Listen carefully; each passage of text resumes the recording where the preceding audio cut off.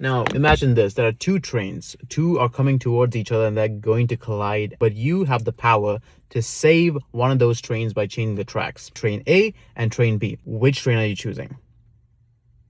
You can't make a decision, right? Because you don't have enough information about these two trains to make a logical decision about which train to save. Now, I'm going to tell you, train A is full of school children going on a field trip, and train B has one guy who is a criminal, a serial killer. Now, which train would you choose? Obviously, train A, right? It makes logical sense because now you understand the full picture of who is inside these two trains. But the problem here with the situation is that you are outside these two trains. You don't know what's happening inside these two trains. You don't know who's inside these two trains. All you can see are two trains coming towards each other. You don't have enough information to make a logical decision on who to save. And that's precisely the problem with people asking, why is there evil in this world? And why can God allow evil to happen? Why does God allow this to happen and that to happen? The problem is we don't know the full picture. We can never know the full picture. Our knowledge and our wisdom